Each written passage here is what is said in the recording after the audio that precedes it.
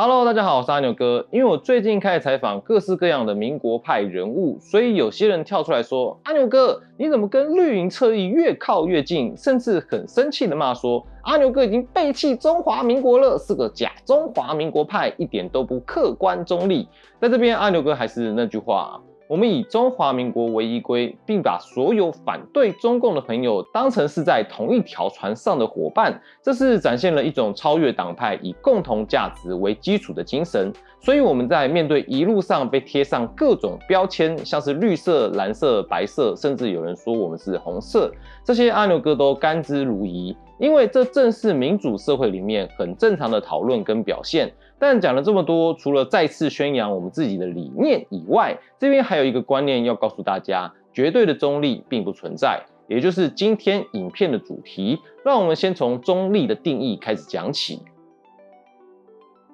中立在最根本的意义上是一种不偏不倚的状态，就像是天平的两端不倾向任何一方，力求在多方之间保持平衡。这意味着在面对不同的个体、群体、观点或是力量的时候，都会用一种不带偏见的态度，并避免任何可能被视为或是反对特定一方的行为。他要求以一种客观的视角，努力从多个角度来理解问题，而不是只靠自己的立场或情感说话。简单来说，就像是在比赛里面的裁判，只按照规则来执法，不替任何队伍说话。在学术方面，大家也会要求学术中立，要客观分析看到的结果，尽量不要有自己的偏见。如果他们心里早就觉得某个答案是对的，那他们在看实验数据的时候，可能就会不小心只看他们想要看到的结果，这样研究出来的东西就不准确了。新闻媒体也常被要求要中立，毕竟他们的工作是告诉我们到底发生了什么事。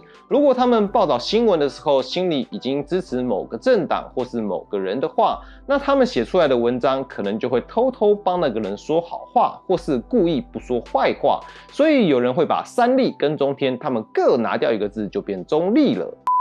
我们不断的强调每个人客观理性，追求真实，看事情要保持中立。中立这个词汇就好像一个滤镜一样，不论是谁，只要贴上了这个标签，好像他说的话信用度就立刻提升，大家就会认为他说的话很值得参考。我们好像预设了中立的立场，能够更清晰的洞察真相，还能避免情感跟偏见。但你有没有想过，我们总判断一个人他到底是不是中立呢？另外，你有没有想过，其实选择保持中立也算是一种立场呢？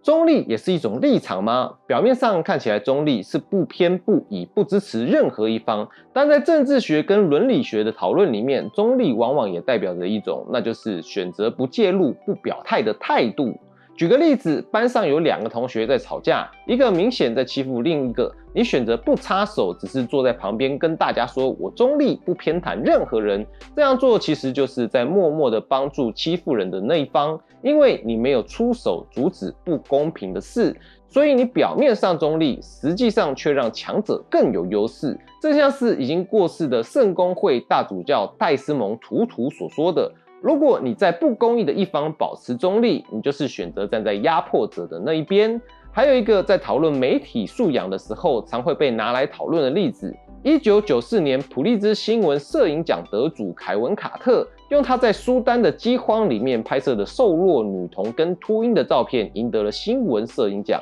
这张震撼人心的影像记录了当时的苦难，却也为他的生命带来了难以承受的舆论压力。获奖以后不久，他选择在车内结束了自己的生命。当他按下快门的那一刻，只是本能性的蹲下，举起了手中的相机。一只秃鹰，这个死亡的象征，就这样闯入了观景窗。他记录下这个令人痛心的瞬间。事后，他驱赶了秃鹰，并把自己仅有的食物跟水给了那个小女孩。眼看着他艰难地走向远方的救济站，他才默默离去。然而，这份或许微弱的善意，并没有平息排山倒海来的质疑跟责难。他为什么要先拍照，在生命垂危的孩童面前按下快门的意义何在？良知又去了哪里？当然，这也许是一个比较极端的例子。中立并不是客观跟公正的代名词，反而可能成为一种不作为的借口，甚至是一种间接的加害者。媒体的责任不只是在记录事实，更是以符合人道主义精神的方式来呈现事实，并在必要的时候采取行动。每一个选择，包括不选择，都带有它的立场跟伦理意涵。中立不是我什么都不管，而是我选择不要改变任何东西。这种态度其实会让目前的社会继续维持下去。有些人选择中立是因为不想得罪别人，或是怕自己被攻击。这样的中立其实是一种逃避责任。他们不是真的没有想法，而是选择不表达、不参与，希望保护自己不受伤害。但这种做法往往会让坏的事情继续发生，也会让社会更难进步。讲了那么多，其实阿牛哥只是想让你知道，其实中立并不是一种值得称赞或是一种普世皆宜的美德。真正的智慧并不是永远置身事外，而是在能够充分了解情况的基础上，做出符合良知跟正义的选择，即使这意味着要放弃形式上的中立。只要你思考，就不可能100%中立客观，就连机器人都不是100%中立客观的。因为工程师也会把自己的思维带入机器人或是程式编码里面。那接下来我们来聊聊为什么会有假中立吧。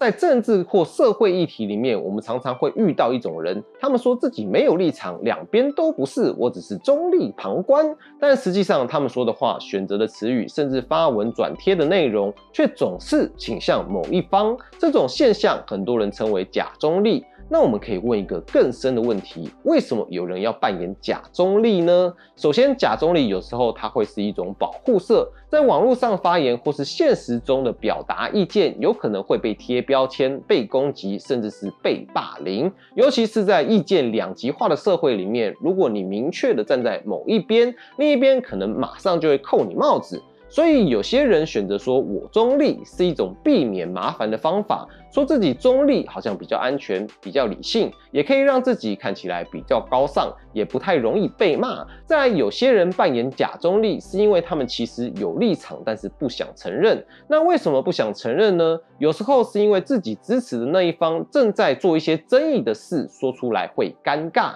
有时候是怕被批评，怕被说成你就是某某党的侧翼，或是你就是偏颇。与其被拆穿，干脆假装说我两边都看，我不是支持任何一方，来回避真正的辩论。第三种情况是比较有策略的，有些人扮演假中立，是为了让自己的观点更有说服力。当一个人表面上说我没有立场，但我认为 A 比较合理，听起来就像是我客观分析后得出这个结论，而不是我本来就挺 A。这种方式让人更容易放下戒备心，被影响、被说服。但问题是，如果你明明偏一边，却假装中立，其实这就是对讨论的不诚实，也会让人没办法真正信任你。更深一层来说，假中立其实也反映出我们社会现在一个很重要的现象，那就是我们把有立场当成坏事。我们常常说你不能太偏颇，你要中立一点。但事实上，每个人本来就有立场、有经历、有价值观、有认同，而有立场这不是错，错的是不讲清楚、不愿意讨论，甚至是故意掩盖。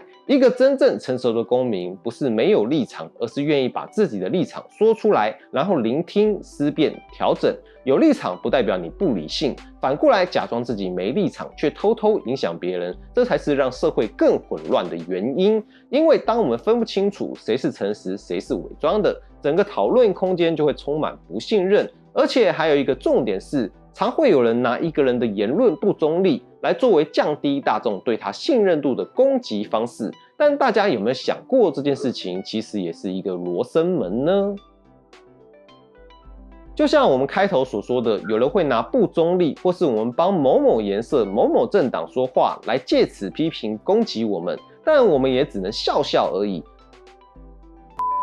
因为就像我们之前说过的，我们选择聊这起事件，或是选择谈论这个议题的时候，其实就已经算是一种立场的表达了。当不同立场的人彼此争论的时候，我们常常会听到一种指责，那就是你不够中立。这句话更是在很多政治或是社会议题中非常常见的。不论是新闻报道、网络言论，甚至是日常对话，只要有人表达出跟自己不同的观点，就很容易被贴上有立场不中立的标签。但是这种指控背后真的代表对方失去公正性吗？还是只是因为他的观点跟你不同呢？为什么人们会这么容易互相指责对方不中立呢？这背后其实涉及几个政治学以及心理学的重要原理。首先，我们需要理解一个观点：中立从来不是绝对的，而是相对的。没有一个人能完全不带任何观点来看待一个议题。每个人的成长背景、教育经验、社会位置，甚至所处的文化，早就默默地塑造了我们的世界观。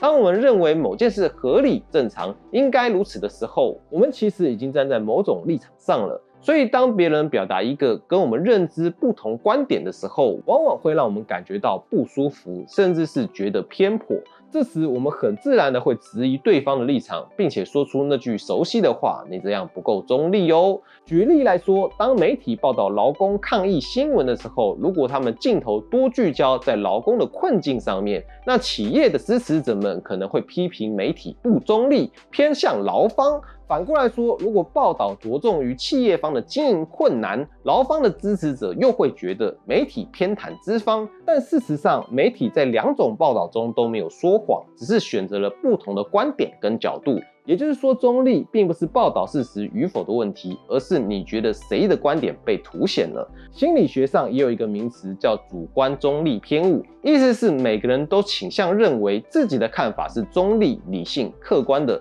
而别人和我不同的观点就是有偏见的。这是一种自我保护的心理机制。我们不喜欢承认自己其实也有偏见，因为这会让我们感到不安，所以我们倾向把自己放在理性的位置，把别人放在有立场的位置。进一步说，指责对方不中立，有时候也是一种策略性语言。在公共讨论中，如果能成功让对方看起来是有偏见的、失去公信力的，那他的话就会被打折扣，甚至是被社会排除。所以有些人会刻意使用"你不中立"这种话术来削弱对手的正当性，但这并不代表他真的相信自己更中立，这也只是一种争夺话语权的手段。就像我们前面有说过，常会有人把中立当成一种高道德标准，社会普遍相信中立的人才是理性、公正的。因此，当别人指责不中立的时候，会觉得自己被否定、被质疑人格；而当别人说不中立的时候，其实是在贬低对方，提升自己在讨论中的地位。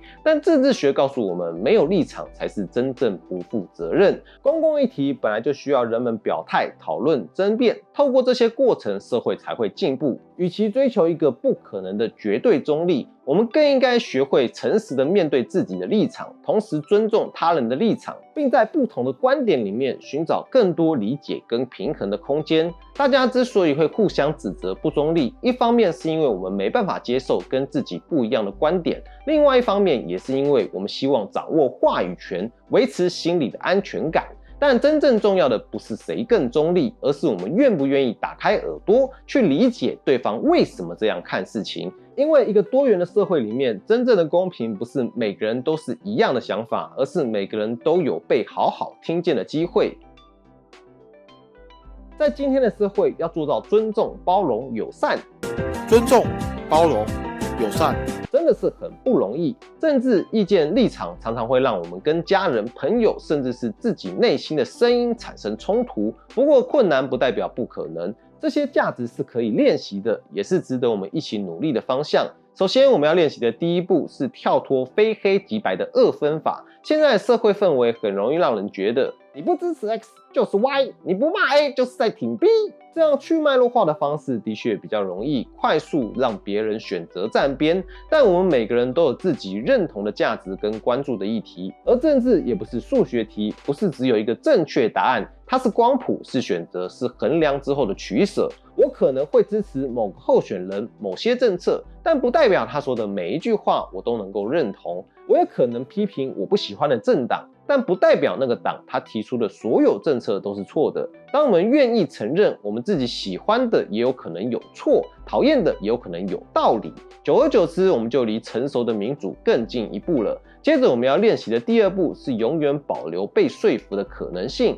现在太多的政治狂热粉丝不分蓝绿红白，都锁定在一个不能动摇的核心思想里面。可是，一旦一开始就带着我一定不会接受你说的话这样的眼镜进入讨论的话，其实就等于关上了对话的大门。我们可以有自己的偏好、情绪、立场，但同时也要提醒自己，即使我很讨厌某个人或政党，还是可以一条一条来看对方说的话到底有没有道理，是不是事实，有没有上下文，而不是全部打叉拉进垃圾桶。第三则是讨论要回到论点，而不是对人贴标签。现在网络上我们太常看到绿区、绿蛙、蓝脑、哥布林、傻鸟、憨鸟这些词，一句话就把一群人通通归类。这些话听起来很痛快，但却完全无助于厘清问题。我们应该努力训练自己，不是说因为他是某个党的我就不听，而是问他这个说法对不对，合理吗？根据是什么？第四是学会议题分离，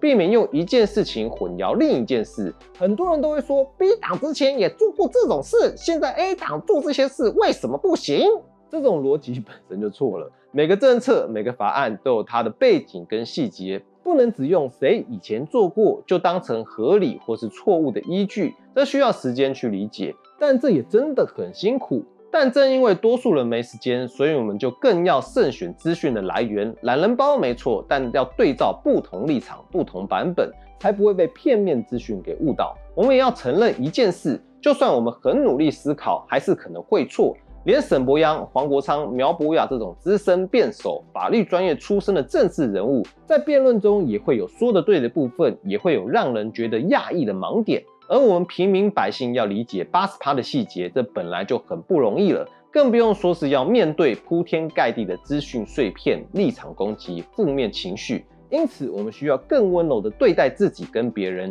有疑惑不是错，不下定论是谨慎，能承认我不确定，这本身就是一种成熟。最后，我想说的是，中华民国的民主社会之所以宝贵，不是因为我们都一样，而是因为我们可以不一样。你可能比较支持某个政党，但不代表你要接受他所有的主张。我可能很反对某个人物，但不代表他说的话都应该被忽视。不论他站在哪个立场，我们需要学会不去逼人选边站，也不要因为人家跟你不同就觉得他不够忠诚。真正成熟的社会是能够容纳不同意见的社会，真正有力量的人是能在讨厌里面还能保有理解跟尊重的人。尊重、包容、友善，这是真的不容易。但如果我们愿意练习，愿意慢一点判断，多一点思考，相信我们中华民国就是一个更自由、更坚韧的地方。而这也正是我们跟共产中国所不一样的地方。希望有一天，自由民主的光芒能够照回中国大陆。